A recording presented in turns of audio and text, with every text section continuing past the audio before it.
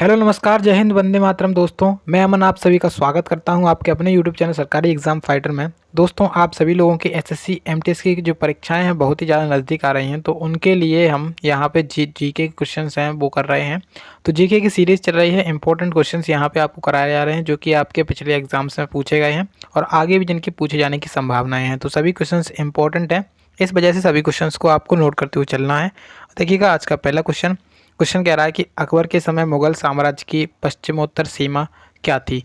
तो एक तो होती है, देखिए, पश्चिम उत्तर सीमा। देखिए, जो पश्चिम उत्तर सीमा होती है वो इस तरीके से होती है। जो अकबर के साम्राज्य की, जो मुगल साम्राज्य की सीमा थी पश्चिम उत्तर, वो सीमा कहाँ तक थी। तो आंसर यहाँ पे क्या हो जाएगा, आंसर हो जाएगा इसका हिंदू कुश तक। जो हिंदू कुश पर्वत था वहाँ तक, जो हिमालय का जो हिंदू कुश पर्वत था वहाँ तक अकबर के साम्राज्य की, जो मुगल साम्राज्य था उसकी सीमा थी। आंसर लगाएंगे ऑप्शन नंबर 2। इंपॉर्टेंट क्वेश्चन है, हिस्ट्री के हिसाब से बन सकता है। नेक्स्ट क्वेश्चन देखेंगे। क्वेश्चन कह रहा है कि एक ग्रह की अपने कक्ष में सूर्य से न्यूनतम दूरी को क्या कहा जाता है। एक होता है सूर्य से न्यूनतम दूरी और एक होता है सूर्य से अधिकतम दूरी। ठीक है, तो सूर्य से न्यूनतम दूरी को क्या कहते हैं। अगर कोई ग्रह है वो सूर्य के सबसे ज़्यादा करीब है, सबसे ज़्यादा पास है, तो उसे कहा जाता है न्यूनतम दूरी। मतलब ग्रह और सूरज के बीच में बहुत कम दूरी है और न्यूनतम दूरी है, तो उस स्थिति में उस दूरी को कहते हैं उपसौर। क्या कहते हैं, उस स्थिति में उसे कहते हैं उपसौर। ठीक है, और अगर ज़्यादा होती है तो उसे कहा जाता है अपसौर। तो आंसर यहाँ पे क्वेश्चन का क्या होगा, क्वेश्चन का आंसर होगा उपसौर, यानी कि न्यूनतम दूरी सूर्य और ग्रह के बीच में उपसौर कहलाती है और अधिकतम दूरी कहलाती है अपसौर। ठीक है, नेक्स्ट क्वेश्चन। क्वेश्चन कह रहा है कि स्वामी विवेकानंद का वास्तविक नाम क्या था।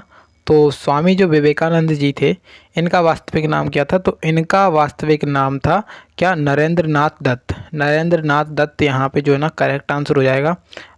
आंसर हो जाएगा ऑप्शन नंबर 2। स्वामी विवेकानंद जी के बारे में आप लोग एक चीज़ जान लीजिए कि इनका जन्मदिन हुआ था, इनका जन्म हुआ था 12 जनवरी सन 1863 को। 12 जनवरी सन 1863 को स्वामी विवेकानंद जी का जन्म हुआ था।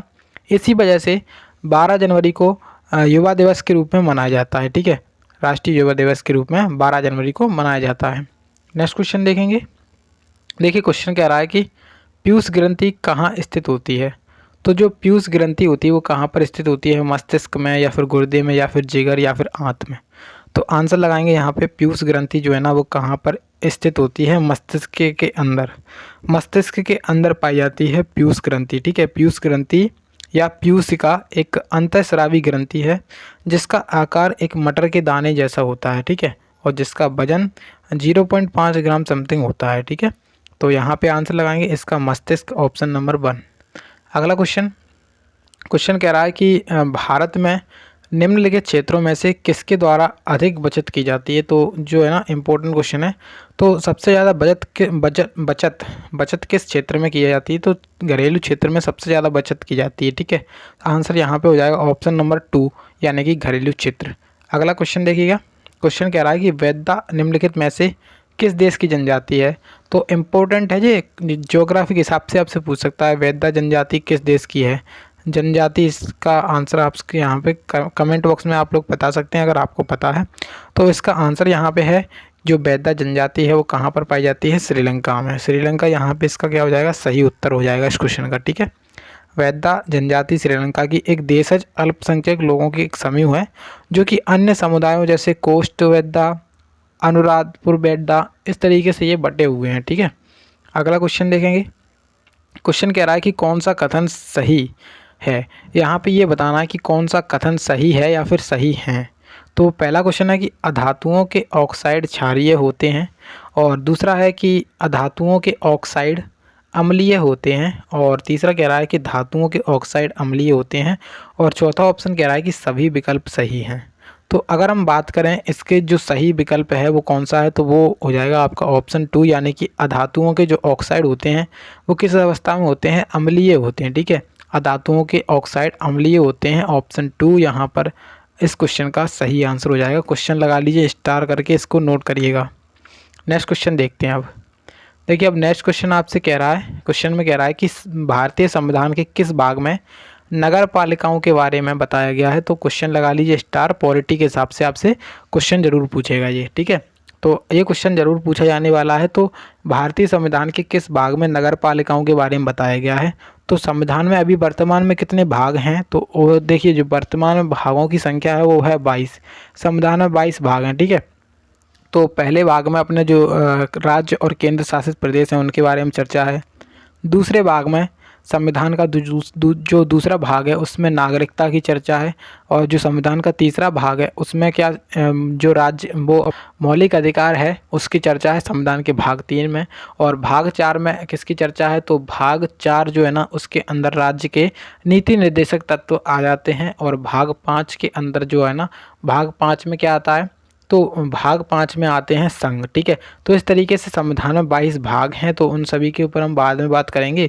तो क्वेश्चन की तरफ देखते हैं। सबसे पहले क्वेश्चन कह रहा है कि नगर पालिकाओं के बारे में बताया गया है, कौन सा भाग है?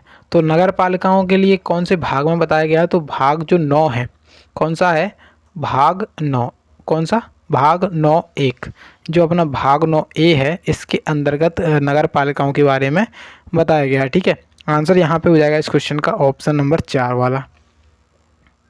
अब देखिए आपके सामने अगला क्वेश्चन है और इसमें कह रहा है कि हास्य गैस क्या होती है? जो हास्य गैस होती है, लाफिंग गैस होती है, इसका सूत्र बताइए, इसका नाम क्या होता है रासायनिक? तो देखिए, जो लाफिंग गैस होती है इसका सूत्र होता है नाइट्रस ऑक्साइड। क्या होता है इसका सूत्र?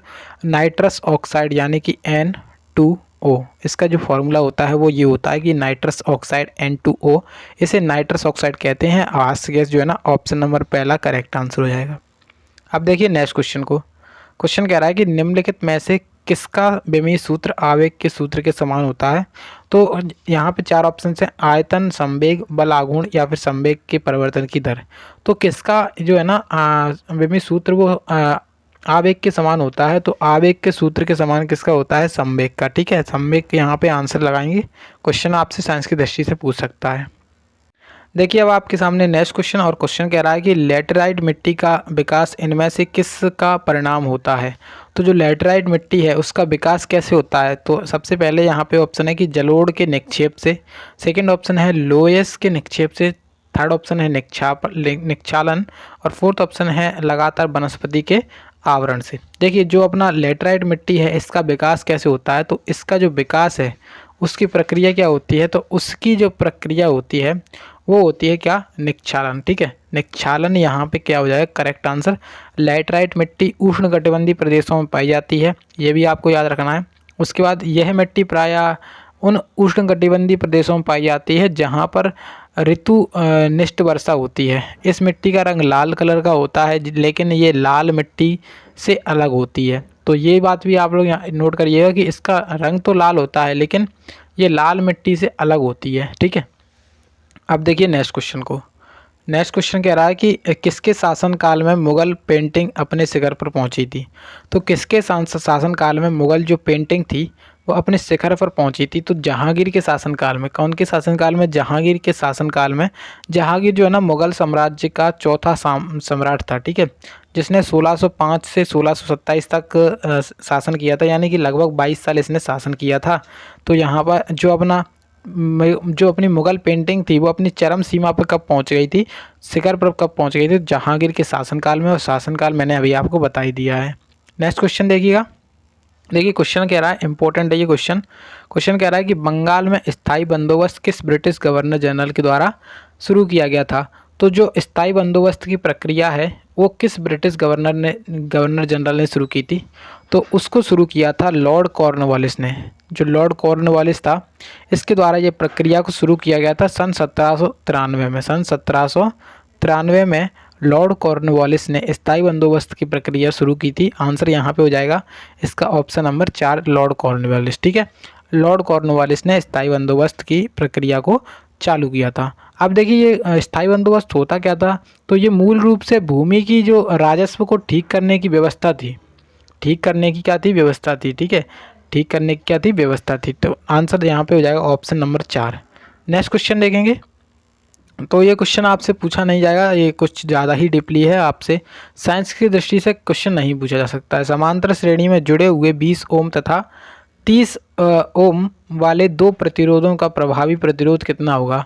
तो इसका आंसर जो है ना वो करेक्ट आंसर हो जाएगा 12, ठीक है। फॉर्मूला लगता है इसमें कुछ, लेकिन आपके काम का नहीं है क्वेश्चन।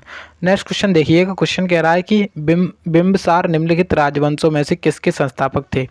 जो बिंबसार थे वो किस वंश के संस्थापक थे।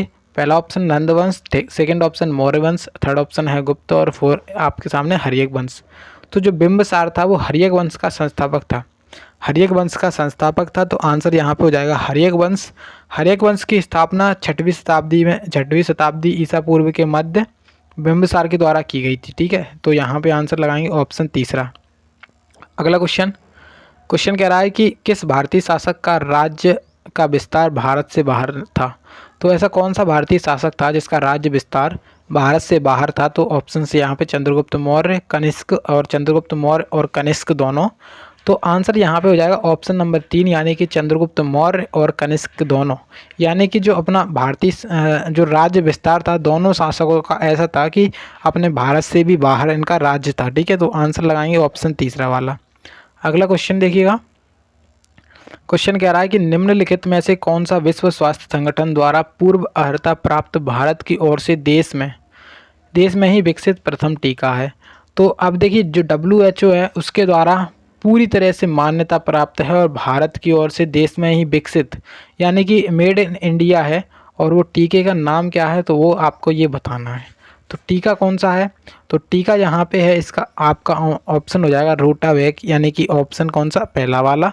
रोटावेक एक ऐसा टीका है जिसको WHO के द्वारा मान्यता प्रदान की गई थी सन 2018 में।